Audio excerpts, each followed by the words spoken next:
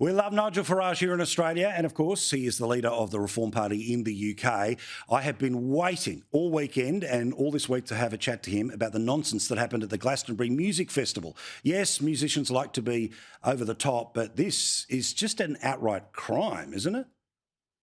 Death, death to the IDF, death, death to the IDF, death, death to the IDF. Nigel, fair dinkum. That is an extraordinary performance. The BBC, of course, let it all go through. What was your reaction to it? Oh, absolute disgrace. I mean, appalling, advocating death, the usual pro-Palestine chants before that. We also had another group on who are basically supporters of the IRA, who've called for riots, who've called for the killing of MPs. This particular artist, I mean, the most extraordinary thing is that the BBC broadcast the whole of this live at no point. And given that the BBC had 400 staff, can you believe it? 400 staff at Glastonbury, at no point did anybody stop or pull this broadcast. In the past, he'd said all sorts of appalling public things, digging up Margaret Thatcher, you name it, and the BBC had been found wanting. And, you know, there is always a debate in Britain about should we go on funding the BBC, should people go to prison if they don't pay the licence fee, and frankly, this row is going to run and run. What was allowed to happen and broadcast is a disgrace. What about the idea that in the UK there can be pretty serious criminal penalties for such public behaviours?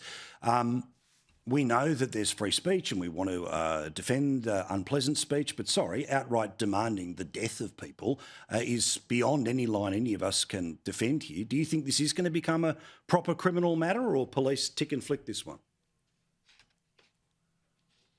I'm really sorry, Paul, but we don't know we have free speech in the UK. That's the point. We have two-tier policing, two-tier justice. The rot has now set in very, very deep. Can you imagine if anybody on that stage had advocated, you know, killing Muslim leaders? I mean, they'd be in prison. Yep. They'd be in prison. This is all completely one way round. There's a woman called Lucy Connolly who put out one intemperate tweet, one tweet, after the Southport murders, the horrific murder of those young girls last year.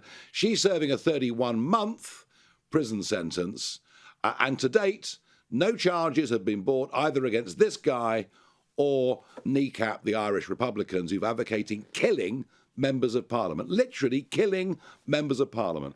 So we have a completely twisted, bent judiciary and police force now. I'm sorry to say that, but that's how it appears to me and many millions of Brits. I'm with you. Here.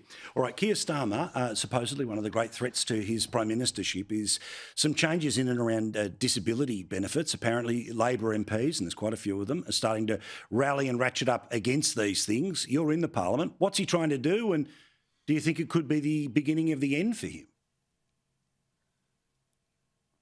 He's U-turned now on several things. He's U-turned on the winter fuel payment to pensioners, very much under pressure, I have to say, from us. And on event after event, the man keeps U-turning.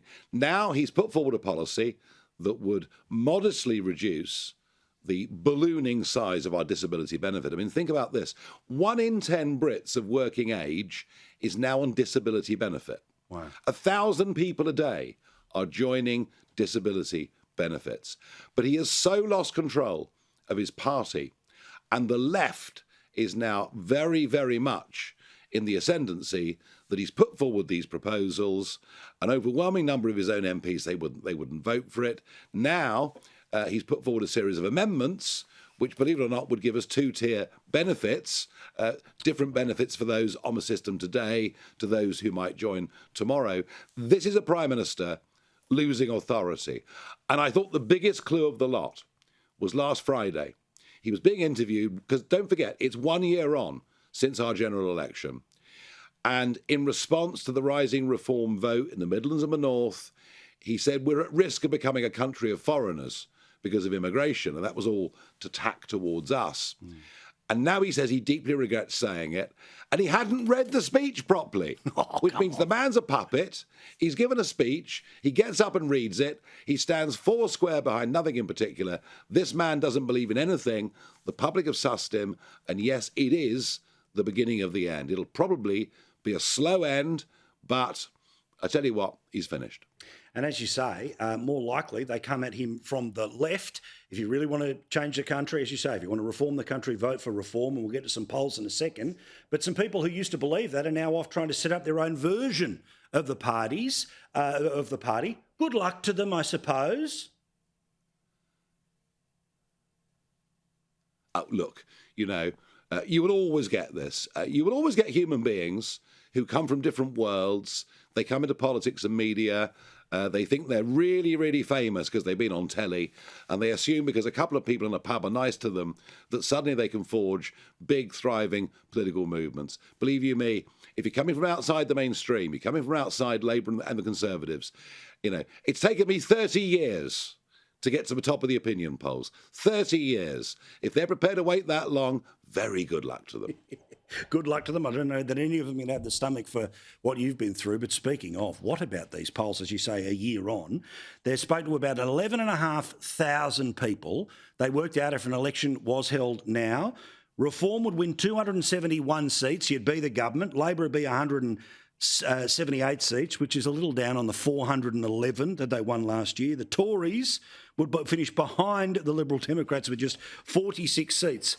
So, mate, 1 year down, 3 to go, and at this moment, you are on your way to government. What a feeling this must be. Unbelievable. I mean, the election was a year ago. I only came back 13 months ago after a sort of a 4-year semi-retirement from politics. If you'd said to me a year ago we'd be in this position, frankly, I wouldn't have believed you. But I think there is now a perception that Britain is broken. Our borders completely out of control. Over 2,000 young men have crossed the English Channel in the last 2 days alone. Crime is rampant. Opinion poll last week, 57% of women are scared to walk on the streets of London.